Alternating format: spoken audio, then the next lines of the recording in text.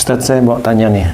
Saya punya dua teman, dua-duanya sudah meninggal akibat kanker payudara nih. Yang pertama, umur 50 tahun, belum menikah. Kena kanker payudara, meninggal. Yang kedua, sudah berkeluarga, umur 50-an juga meninggal. Yang saya tanyakan adalah, berapa lama, ataukah sama, ataukah beda-beda masa proses dari muncul sampai dia parah atau meninggalnya itu, Ustadz? Apakah rata-rata sama masanya atau berapa lama gitu? Atau beda-beda setiap orang? Insya Allah beda-beda. Intensitas marah seseorang itu kan beda. Jumlah marah seseorang kalau dihitung umpamanya itu tetap beda. Kemudian yang menyebabkan meninggal cepat atau tidak meninggal atau sembuh itu juga ada kesalahan kepada siapa dia itu bisa meninggal cepat atau belum sembuh, dan maksudnya agak lama kemudian sembuh. Kalau dia itu marahnya dengan kerabat, teman, saudara, dia bisa kena kanker, tapi jarang sekali. Itu gampang sembuhnya. Kasih obat, kemo, selesai. Dan kalau mamanya dia marahnya dengan suaminya, ini agak berat. Biasanya di kemo, kemudian ini kemo ya, kemo bisa, insya Allah bisa, tetapi dia harus berubah. Tapi kalau si ibu tadi itu dengan suami marahnya masih tidak berubah, kanker itu akan muncul lagi. Jadi kuncinya itu harus ada perubahan untuk tidak emosi, tidak marah lagi dengan objek yang dia marahi. Itu kuncinya di situ, obatnya malah di situ. Jadi kalau memang dia itu ingin sembuh total dari kanker, dan kankernya itu gara-gara karena dia sering menyimpan marah pada suami, biasanya prosentasenya insya Allah bisa sembuh. Prosentasenya. Asal tidak ada dendam. Kalau dia itu marah dengan suami, kemudian ada dendam, wallahualam. Biasanya pasien ini kalau saya amati, ini ada dendam, saya bilang, hilangkan dendam Bu, pada suami. Hilangkan dendam. Kalau ibu bisa menghilangkan dendam, walaupun itu belajar, insya Allah kanker ini bisa lepas. Nah, kalau sudah dendam, insya Allah Ustadz saya belajar, saya bisa menerima keadaan suami saya yang begini, saya belajar menerima, dan saya lihat pada waktu beliau itu ngomong, saya belajar menerima, saya lihat wajah. Oh, kayaknya wajahnya dia tulus nih. Nah, di titik itu doa saya mudah-mudahan diijabah oleh Allah Ta'ala.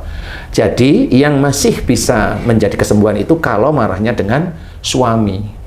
Tetapi dia harus istiqomah juga memohon ampun kepada Allah, meminta maaf kepada suami. Nah, yang berat itu adalah dia jengkel kepada orang tuanya, tidak terlacak. Ya, tapi kalau orang itu sadar, dia ingat, iya saya dulu sering menyimpan marah sama ibu saya. Kemudian dia tertrigger oleh suaminya yang jengkelin dan bikin dia marah. Dua masalah ini jadikan satu, bisa aja itu menjadi kanker payudara. Dan itu agak lebih berat nanti daripada dia hanya marah dengan suaminya. Kesembuhannya agak lebih berat, lebih lama istilahnya.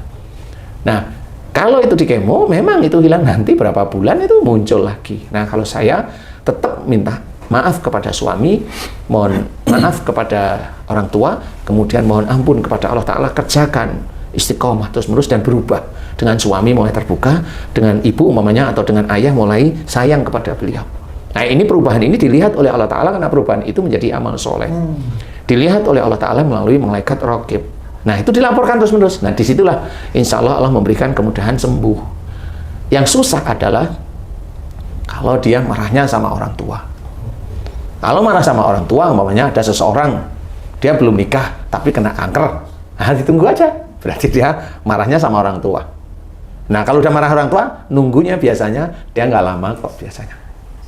Apalagi kelihatan dia cenderung emosional, nggak lama. Nggak lama hidupnya. Nggak lama, mau diobatin kayak apa? Nggak lama. Karena dia nggak ngerti.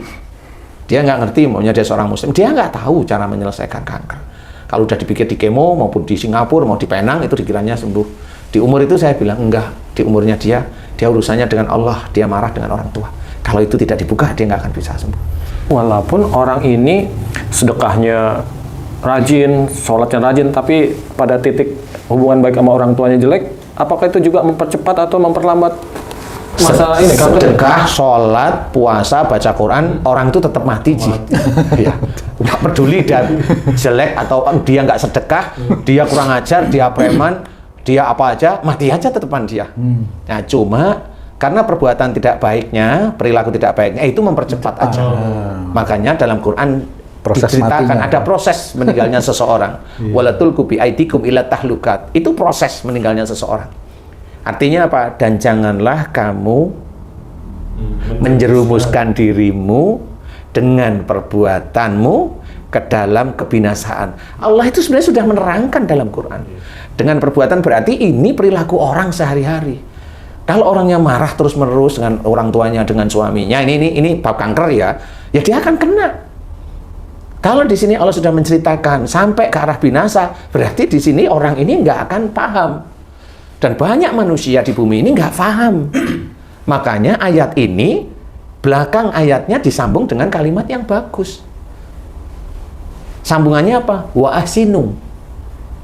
Innallaha yuhibbul muhsinin. Dan berbuat baiklah. Loh, kan jelas beda. Yang tadi itu jangan sampai menjerumuskan diri manusia itu dengan perbuatannya ke dalam kebinasaan. Jadi manusia itu sudah sampai binasa itu Allah sudah menceritakan. Kalau kamu itu berbuat ngawur keluar dari syariat, binasamu itu binasa bukan karena Allah yang menginginkan binasa, tapi kamu keluar dari syariat sehingga umurmu itu nggak akan panjang. Makanya Allah menyuruh wa asinu, dan berbuat baiklah. Makanya kita harus selalu berbuat baik. Kalau dengan berbuat baik, rezeki-rezeki kita itu akan disiapkan oleh Allah Ta'ala. Nah caranya, kalau mamanya kanker, yaitu tadi, ingat, di umur berapa, itu nomor satu itu harus tahu. Mamanya saya mulai kena di umur 50, berarti ini kondisinya dia marah dengan suaminya, rata-rata. Dan itu harus diakui. Bukan saya memaksa mengaku, enggak kok. Penelitian saya, hampir semua penyakit kanker itu begitu. Hampir semua penyakit, kecuali orangnya yang tidak mau meminta maaf, tidak mau dia itu salahnya terungkap. Sudah, saya nggak ngerti. Kondisi luar biasa itu. Itu kondisi ngeyel. Resikonya ya silahkan di ini sendiri. Kalau memang yang nurut ya alhamdulillah banyak diberi kesembuhan. Makanya umur itu menentukan, oh berarti saya dengan suami minta maaf. Kemudian yang mengunci kanker itu agak sulit untuk selesai, itu biasanya emosi itu masih ada, dia masih punya. Kemudian kekakuan masih ada. Kekakuan itu gimana sih? Ya kalau udah marah tuh diem, nggak ngomong berjam-jam, sehari, 2 hari itu bisa. Nah itu kekakuan namanya. Padahal dalam keluarga kan tidak boleh. Makanya Allah menyuruh kita sebagai seorang muslim, diceritakan dalam Quran, Qu anfusakum wa ahlikum naro. Jaga dirimu dan keluargamu dari api neraka, itu salah satunya itu.